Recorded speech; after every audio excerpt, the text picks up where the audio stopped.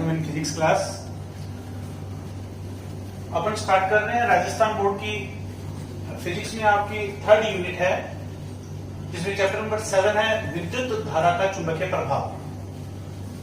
अंक पाठ जो अपने राजस्थान बोर्ड में इसका डिसाइडेड है वो है 5 अंक का। इससे पहले 2 यूनिट में अपन डिस्कस कर चुके हैं। नंबर फर्स्ट स्थिर वैद्युत की, जो कि आवेशों की विराम अवस्था से रिलेटेड था, और नंबर सेकंड यूनिट थी धारा वैद्युत की, जो कि आवेशों की गतिशील अवस्था से संबंधित था। उसी को आगे बढ़ाते हुए नेक्स्ट अपनी यूनिट है विद्युत धारा का चुंबकीय प्रभाव। विद्युत धारा संबंधित है आवेशों की गति से, यानी ये कह रहा है आवेशों की गति से, यानी विद्युत धारा प्रवाहित होने से चुंबकीय क्षेत्र उत्पन्न होना। यानी मैं कहूं कि किसी चालक में से विद्युत धारा प्रवाहित करने पर उसके चारों ओर चुंबकीय क्षेत्र उत्पन्न होना क्या कहलाता है? विद्युत धारा का चुंबकीय प्रभाव। इसको समझाने के लिए ओरस्टेड ने प्रयोग दिया, जिसपे बेस्ड आपसे क्वेश्चन पूछा जा सकता है। ओरस्टेड के प्रायोगिक व्यवस्था को समझाते हुए इसके निष्कर्ष लिखिए। अपन स्टार्ट कर रहे हैं ओरस्टेड का प्रयोग। फिजिक्स में एक सबसे बड़ी बात मायने रखती है हमारी लिखने की आर्ट। क्वेश्चन को अटेम्प्ट हम किस तरीके से कर सकते हैं। क्वेश्चन में हमें कम से कम थ्योरी लिखनी है और ज्यादा से ज्यादा उसको प्रेजेंट करना है डायग्रामेटिकली, ताकि हम अंक ले सके ज्यादा से ज्यादा। ओरस्टेड के प्रयोग में पहला पॉइंट है विद्युत परिपथ में एक चालक तार PQ, इसके साथ में बैटरी, कुंजी, धारा नियंत्रक जोड़ा गया है। इसके नीचे एक चुंबकीय सुई तार की क्षैतिज अवस्था में रखी गई है, जिसको एक ऊर्ध्वाधर स्टैंड पर रखा गया है, जहां वो घूमने के लिए स्वतंत्र है पूर्ण रूप से। अब हम देखते हैं कुंजी से प्लग को निकाला गया है, यानी परिपथ में कोई भी धारा प्रवाहित नहीं हो रही है। इसको मैंने लिखा है प्रवाहित धारा शून्य। तो अपन देखते हैं कि चुंबकीय सुई में किसी भी तरह का कोई विक्षेप नहीं है, यानी चुंबकीय सुई तार के समांतर बनी हुई है, यानी यहां किसी भी तरह का कोई चुंबकीय क्षेत्र नहीं है। चुंबकीय क्षेत्र क्यों नहीं है? क्योंकि इसमें किसी भी तरह की कोई धारा प्रवाहित नहीं हो रही है। सेकंड बात अपन करें कि इस प्लग को जैसे ही जोड़ेंगे, कुंजी में प्लग को जोड़ते हैं, जैसे ही प्लग को जोड़ेंगे चालक तार में धारा प्रवाहित होगी। कहां से कहां? P से Q की तरफ। जैसे ही धारा प्रवाहित होगी, अपन देखते हैं इस चुंबकीय सुई में विक्षेप उत्पन्न होगा। चुंबकीय सुई घूमने लगेगी और घूमकर कौन सी दिशा में आ जाएगी? पश्चिम दिशा में आ जाती है। इसी को आगे बढ़ाएं, यदि तार में धारा की दिशा को क्या कर दें? विपरीत कर दें। पहले तार में धारा बह रही थी P से Q, अब तार में धारा बह रही है Q से P। तो अपन देखते हैं जो चुंबकीय सुई है पहले से विपरीत दिशा में विक्षेपित हो जाएगी। पहले विक्षेपित हो रही थी पश्चिम दिशा में, अब विक्षेपित हो जाएगी पूर्व दिशा में। यानी ये इस बात को प्रदर्शित कर रहा है कि जैसे ही किसी चालक तार में धारा प्रवाहित हो रही है, वैसे ही उसके चारों तरफ क्या उत्पन्न हो रहा है? चुंबकीय क्षेत्र उत्पन्न हो जाता है। और इसी प्रभाव को अपन क्या कहते हैं? विद्युत धारा का चुंबकीय प्रभाव। इसी से रिलेटेड ओरस्टेड ने एक बात और बताई कि यदि इस चालक तार PQ को किसी आयताकार गत्ते में से ऊर्ध्वाधर गुजारा जाए, जैसे डायग्राम में प्रेजेंट है इस तरह से, बाकी सेम वही कंडीशंस, और इस आयताकार गत्ते पर तार के चारों तरफ लोहे के बुरादे के कण बिखेर दिए गए। अव्यवस्थित है लोहे के बुरादे के कण। और फिर इसने देखा जैसे ही प्लग को जोड़ा, तारा प्रवाहित हुई और गत्ते को नीचे से थपथपाते हैं, तो ये बुरादे के कण नृत्य करने लगते हैं। नृत्य कर अरेंज हो जाते हैं, व्यवस्थित हो जाते हैं, डांस करते हुए। किस रूप में? सकेंद्रीय वृत्ताकार बल रेखाओं के रूप में, जो कि किसकी प्रेजेंस को शो कर रहा है? किसकी उपस्थिति को शो कर रहा है? चुंबकीय क्षेत्र की उपस्थिति को शो कर रहा है। यानी निष्कर्ष के रूप में अपन लिख सकते हैं क्या? नंबर 1 बार, जैसे ही चालक तार में धारा प्रवाहित की जाएगी, वैसे ही उसके चारों तरफ क्या उत्पन्न होगा? चुंबकीय क्षेत्र उत्पन्न होगा। तार में धारा की दिशा को क्या कर दिया जाए? विपरीत कर दिया जाए। जैसे ही धारा की दिशा विपरीत होगी, वैसे ही उत्पन्न चुंबकीय क्षेत्र भी क्या हो जाएगा? विपरीत दिशा में हो जाएगा। नंबर 3, जितनी ज्यादा धारा प्रवाहित की जाएगी उतनी तेजी से चुंबकीय सुई विक्षेपित होगी। और नंबर 4 पॉइंट जो है कि किसी सीधे चालक तार में धारा प्रवाहित करने पर उसके चारों ओर उत्पन्न चुंबकीय क्षेत्र सकेंद्रीय वृत्ताकार बलों के रूप में प्रदर्शित होता है। बल रेखाएं क्या होती है लेकर अपन डिस्कस करते चलेंगे। तो अभी मैंने आपको सिर्फ 2 बातें बताई है। नंबर 1 डेफिनेशन पूछी जा सकती है, विद्युत धारा का चुंबकीय प्रभाव किसे कहते हैं? किसी चालक में से विद्युत धारा प्रवाहित करने पर उसके चारों ओर चुंबकीय क्षेत्र उत्पन्न होना क्या कहलाता है? विद्युत धारा का चुंबकीय प्रभाव। और स्टडी ने कैसे प्रदर्शित किया? धारा नहीं तो विक्षेप नहीं, धारा प्रवाहित तो विक्षेप उत्पन्न, धारा की दिशा विपरीत तो विक्षेपित सुई की दिशा भी विपरीत, और लास्ट कि चालक तार में धारा प्रवाहित करने पर जो चुंबकीय क्षेत्र है वो किस रूप में उत्पन्न होता है? सकेंद्रीय वृत्ताकार बलों के रूप में उत्पन्न होता है। नेक्स्ट अपन इसमें बात करते हैं चुंबकीय क्षेत्र के बारे में। नेक्स्ट अपना टॉपिक है चुंबकीय क्षेत्र की परिभाषा।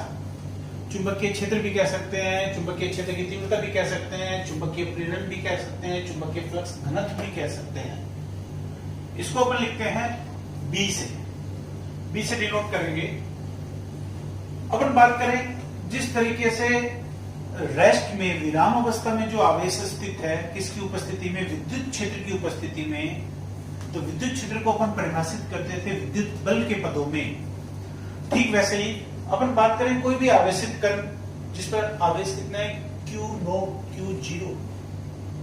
यदि चुंबकीय क्षेत्र B में वेग V से थीटा कोण पर एंटर करता है, प्रवेश करता है, तो चुंबकीय क्षेत्र की उपस्थिति में इस पर बल लगेगा, चुंबकीय बल। प्रयोगों द्वारा यह बताया गया कि जो चुंबकीय बल का मान है Fm directly proportional to Q0, यानी चुंबकीय बल का मान आवेश के समानुपाती होगा। इसी प्रकार से यदि वेग को मैं घटकों में वियोजित करूं, 2 घटक होंगे, जिस भुजा के साथ कोण बनाएगा कौन सा घटक? कोस घटक, और लंबवत घटक कौन सा आ जाएगा? साइन घटक। तो चुंबकीय बल का मान V sin थीटा के समानुपाती। और नंबर 3 चुंबकीय बल का मान आरोपित चुंबकीय क्षेत्र के समानुपाती। यदि तीनों को कंबाइन कर दें तो ये अपने पास आ जाएगा F directly proportional to Q0 V sin theta. Proportional sign को इक्वल साइन से रिप्लेस करेंगे, कांस्टेंट पुट करेंगे, F is equal to K Q0 V sin theta.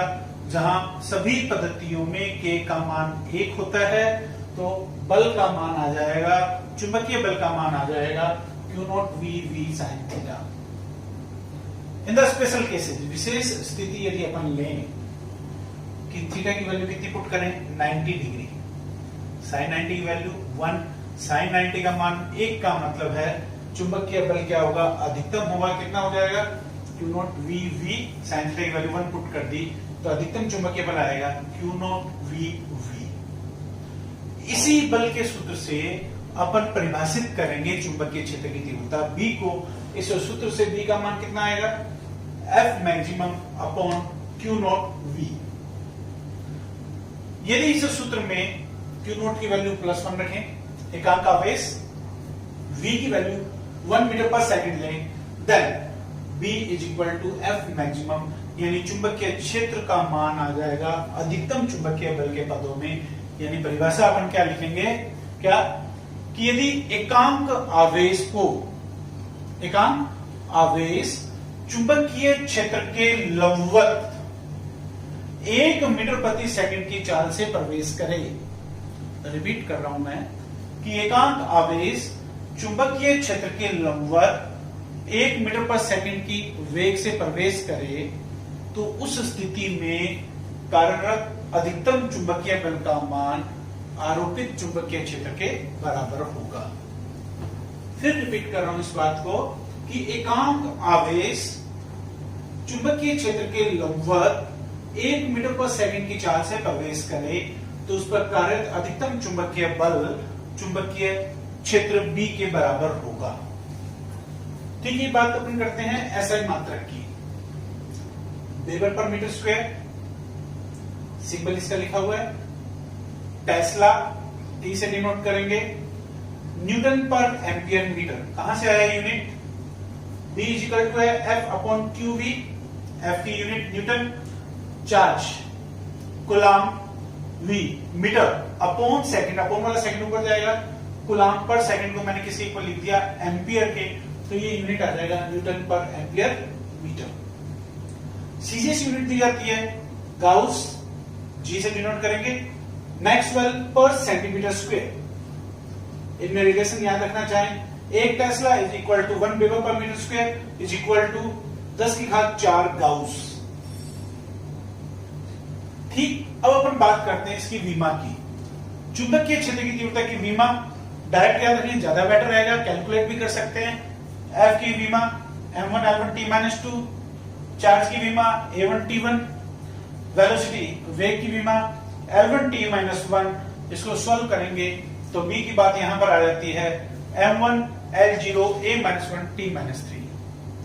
ये छोटे छोटे पॉइंट है, 1 नंबर की वेटेज में क्वेश्चन पूछे जा सकते हैं। मेनली यूनिट्स हमें सारी याद रखनी है, डायमेंशन हमें याद रखनी है। मैंने यहां पर बताया है चुंबकीय बल के पदों में चुंबकीय क्षेत्र की परिभाषा, चुंबकीय क्षेत्र के मात्रक, चुंबकीय क्षेत्र की वीमा। अपन जो नेक्स्ट डिस्कस करेंगे सबसे इंपॉर्टेंट पार्ट है चुंबकीय क्षेत्र सदिश है या अदिश। चुंबकीय क्षेत्र की तीव्रता एक सदिश राशि है, सदिश राशि है, डेट मींस इसकी क्या होगी? डायरेक्शन होगी। और चुंबकीय क्षेत्र की तीव्रता की दिशा ज्ञात करने कई सारे नियम हैं।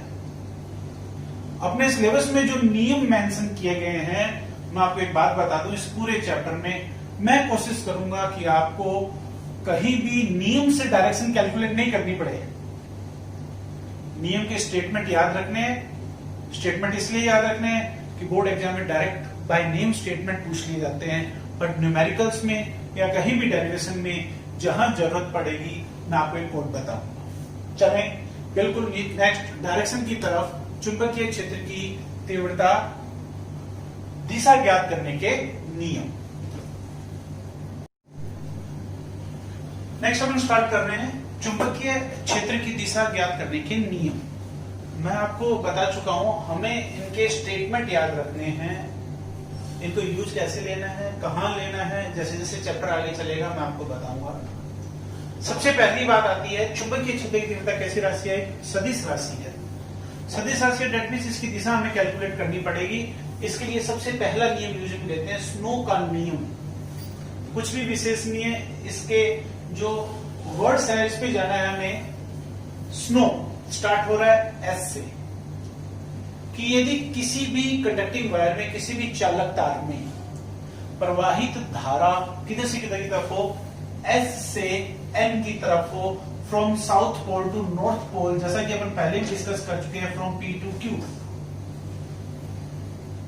ओ मीन्स ओवर, कि यदि चालक तार चुंबकीय सुई के ऊपर रखा गया हो, ओवर रखा गया हो, तब जो चुंबकीय सुई है वो कौन सी दिशा में विक्षेपित होगी? वेस्ट डायरेक्शन में विक्षेपित होगी, पश्चिम दिशा में विक्षेपित होगी। यही स्नो का नियम है। क्या? किसी भी चालक तार में यदि धारा साउथ से नॉर्थ, दक्षिण से उत्तर की तरफ प्रवाहित हो रही हो, चालक तार को चुंबकीय सुई के ऊपर रखा गया हो, ओवर रखा गया हो, तो चुंबकीय सुई पश्चिम दिशा में विक्षेपित होती है, वेस्ट डायरेक्शन में विक्षेपित होती है। यही स्नो का नियम है। सेकंड इसमें आता है दाएं हाथ के अंगूठे का नियम। दायां हाथ, राइट हैंड। ये कहते हैं किसी भी सीधे चालक तार को यदि दाएं हाथ में इस तरह से पकड़ा जाए कि जो अंगूठा है वो चालक तार में प्रवाहित धारा की दिशा को बता रहा है, तो जो फोल्डेड फिंगर्स हैं, जो मुड़ी हुई अंगुलियां हैं, वो किसको बताएंगी? चुंबकीय क्षेत्र की तीव्रता की दिशा को प्रदर्शित करती है। यही दाएं हाथ के अंगूठे का नियम है। थर्ड अपन बात करें वृत्तीय धाराओं के लिए दाएं हाथ का नियम, या कह सकते हैं दाएं हथेली का नियम। इस नियम के अनुसार यदि दाएं हाथ की जो अंगुलियां हैं वो प्रदर्शित कर रही हैं किसी भी वृत्ताकार कुंडली में धारा की दिशा को, यदि दाएं हाथ की जो अंगुलियां हैं वो वृत्ताकार कुंडली में प्रवाहित धारा की दिशा को प्रदर्शित करती हैं। तो जो अंगूठा है वो किसको प्रदर्शित करेगा? चुंबकीय क्षेत्र की तीव्रता की दिशा को प्रदर्शित करेगा। यही वृत्तीय धाराओं के लिए दाएं हाथ का नियम है। नेक्स्ट है मैक्सवेल कॉर्कस्क्रू नियम। स्क्रू का मतलब कि किसी पेचकस से अपन पेच को जैसे जैसे कसते जाएंगे पेच की तरफ बढ़ता जाएगा, आगे की तरफ बढ़ता जाएगा। सेम इस नियम के अनुसार कि यदि दक्षिणावर्त दिशा में किसी स्क्रू को घुमाया जाए, इस तरह से घुमाया जाए कि जो स्क्रू के आगे बढ़ने की दिशा है वो धारा की दिशा हो, तब घूमता हुआ अंगूठा किसको बताता है? चुंबकीय क्षेत्र की दिशा को बताता है। इसी नियम को मैक्सवेल कॉर्कस्क्रू नियम कहते हैं। 4 नियम है, चारों नियम के स्टेटमेंट आपको याद रखने हैं। बाय नेम ये स्टेटमेंट पूछे जा सकते हैं। इसी तरह से एक बात और ध्यान में रखनी है, ये 2 डायग्राम मैंने बनाए हैं, ये फिक्स है, आपकी बुक में फिक्स दिए गए हैं, हमें ध्यान में रखने हैं।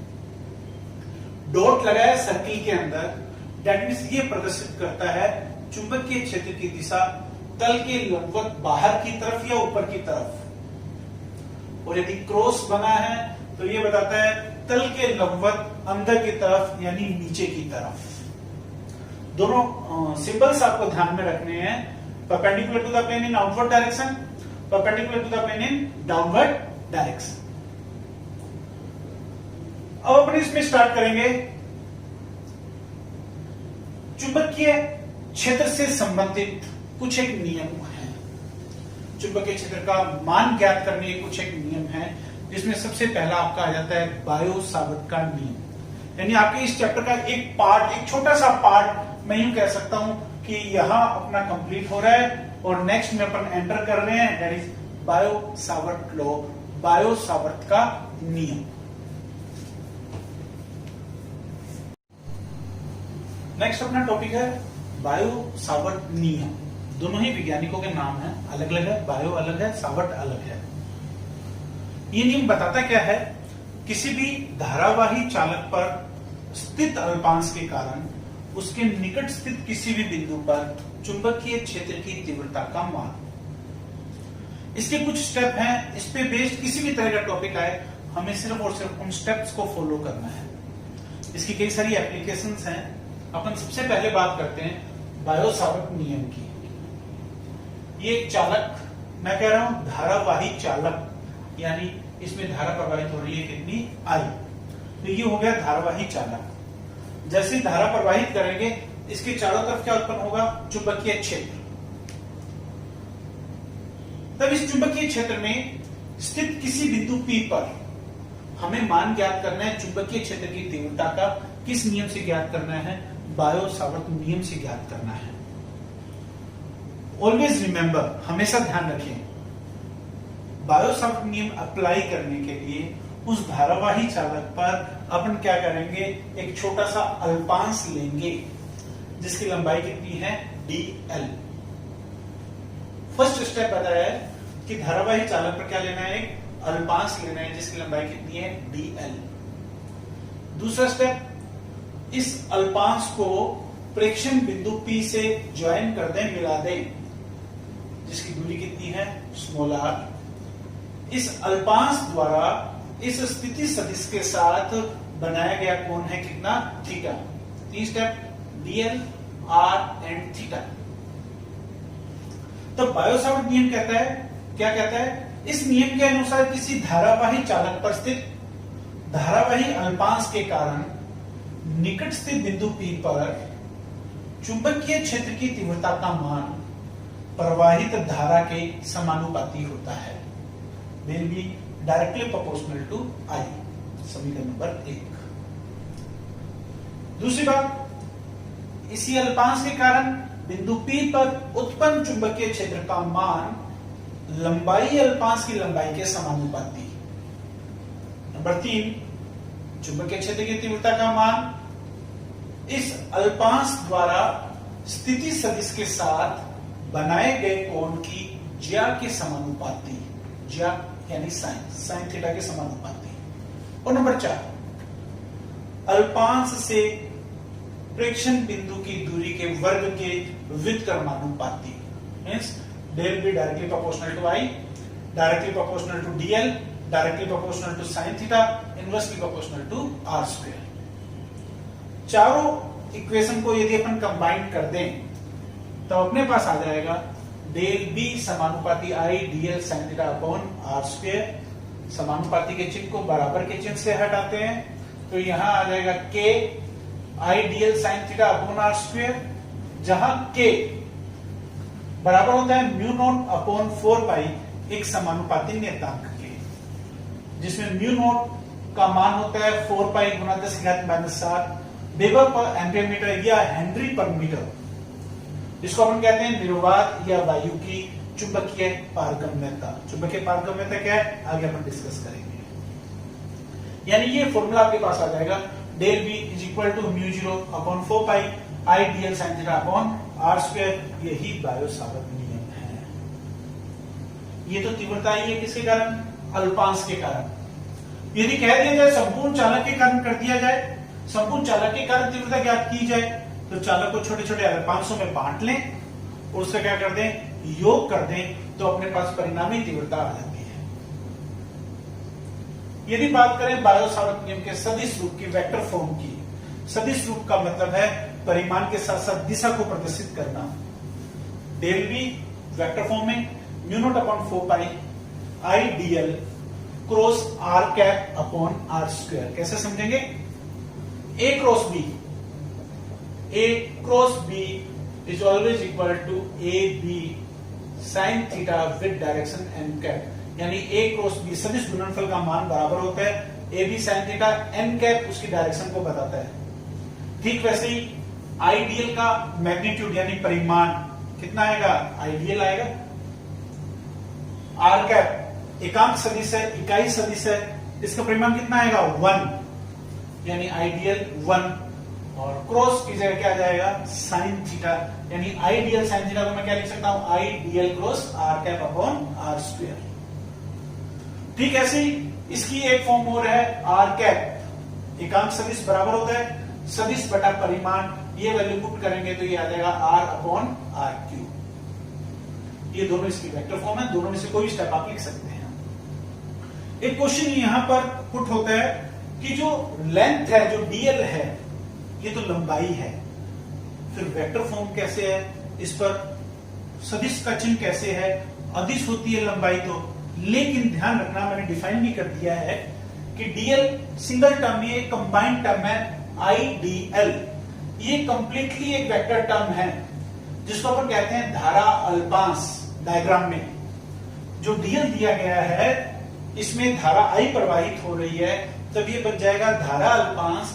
इसकी दिशा ली जाती है, इस पर खींची गई स्पर्श रेखा के अनुदिश एक टेंजेंट ड्रॉ कर दें जो कि किस डायरेक्शन में हो? करंट की डायरेक्शन में हो, तो ये क्या बन जाएगी? एक सदिश राशि बन जाएगी। यानी धारा अल्पांश कैसी राशि हो जाएगी? सदिश राशि हो जाएगी। ये आपका बायो सावर्त नियम।